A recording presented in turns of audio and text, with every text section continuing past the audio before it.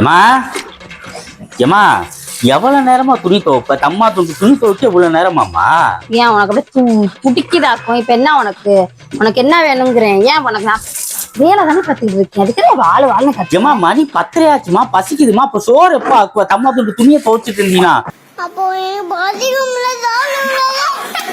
இத துவைச்ச ஒரு நல்லா ஓப்பி அடிக்க ஆரம்பிச்சிட்டமா நீ? ஆமா ஆமா, ஓப்பி அடிச்சுக்கிட்டு இருக்கேன். ஏன்னா நீ எனக்கு மதிய சோறா நீலாம் ஆக்கி தரப்போற. நல்லா எரிச்சல்.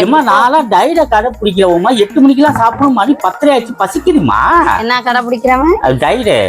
டயடு எத்தனை மணிக்கு தின்னுவீங்க? டயடு 7 மணிக்கெல்லாம் திங்கணும். உனக்காக 10 மணிக்கு ஆரம்பிக்கிறேன். எனக்காகன்னு சொல்லாத எரிச்சல கிளப்புக்கிட்டு நீ எந்திரிச்சதே இப்பதான். நல்லா மூஞ்சி முகரையும் பாரு. இதுல வேற திட்டிவிட்டு கமாண்டில் 50 பேரும் ஏன் திட்டுறீங்க இந்த ஆளோட எல்லாம் 10 நிமிஷம் குடும்பம் பண்ணி பார்த்தா ஊமச்சி கூட வாயை திறந்து பேசிவிட்டு போயிருவா.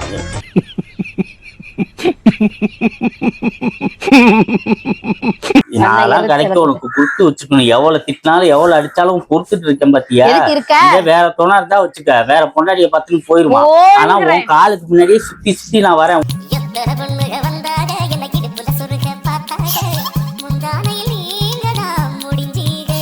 போக்கடா இல்ல, போக்கடா. ஆமா, பெரிய போக்கடா. ஆமா, உனக்கு போக்கடா இல்லாம இப்ப நீ என்னையே சுத்துற, வேற ஒண்ணும் இல்ல. நீ அப்படியே பாஷத்துல என்ன சுத்தி சுத்தி வரியா? நான் நயன்தாரா, நீ விக்னேஷ் சிவன், என்னையே சுத்துறாராக்கும். நயன்தாரா கூட மேக்கப் கழிச்சுட்டா பாக்க முடியாதுமா. ஆனா நீ மேக்கப் இல்லாம நயன்தாரா தான்மா. அடங்கப்பா, இது உலக நடிப்புடா சாமி. இதே சொல்லி சொல்லிதான் என் வாழ்க்கையே முடிச்சு. ஆமா ஆமா, முடிச்சுட்டேன். சரி சரி, அப்படியே போமா. டக்குனு ஏதாவது டிஃபன் செஞ்சுட்டாமா, பசிக்குதுமா. துணிய காய போட்டுட்டுதான் நீ என்ன பேசினாலும்.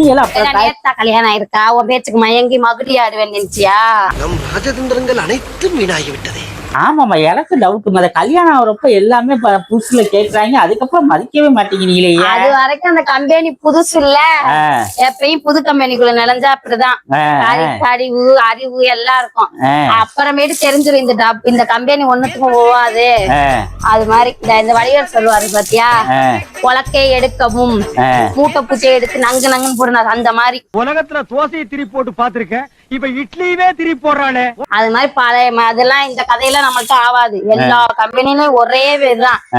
காலையில எந்திரிக்கணும், நைட்டு தூங்கணும். அதே மாதிரி சிம்பிள் பாத்திரம். எப்பேற்பட்ட பொம்பளையா இருந்தாலும் பக்கெட்டு குத்திதான் ஆகணும், பிள்ளைய பெற்றுதான் ஆகணும், பாத்திரத்தை கழுவிதான் ஆகணும். நாங்க அப்படி இல்ல, சோத்துக்கு திண்டாடணும். 4 காசு சம்பாதிக்கணும்னா சாவணும். சம்பாரிச்ச காசை வீட்டுக்கு கொண்டாடுறதுக்குள்ள ரத்த அடிப்படணும். இங்க பாரு, சுகர் எல்லாம் குறைச்சிட்டமா. எப்படி? நீ ஆக்கி விட்ட சாப்பாடு தான் அப்படி தின்னுதான் சுகரை குறைக்கல. சக்கரை இல்ல, தப்பா சுகர் தான் குறைஞ்சிருக்கே தவிர உன் உடம்புல இருக்க சுகர் சுத்தமா குறையல.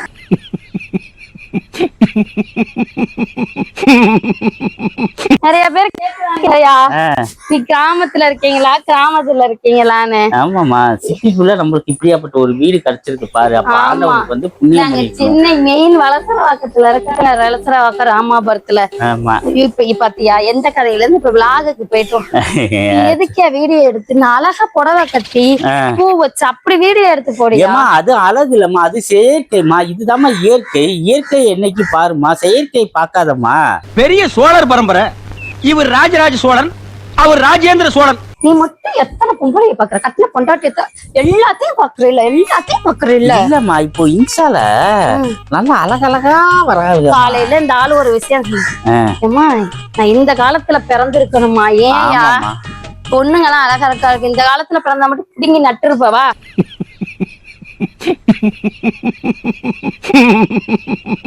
அது நானும் பாத்துருக்கேன். அந்த அழகான ஆம்பளைக்கு கேவலமான பொண்டாட்டி அமையும். எனக்கு இருக்கிற அழகுக்கும் அறிவுக்கும் நானா இங்க இருக்க வேண்டியவன நயன்தாராவே முன்னாடி வந்து நிக்க முடியாது.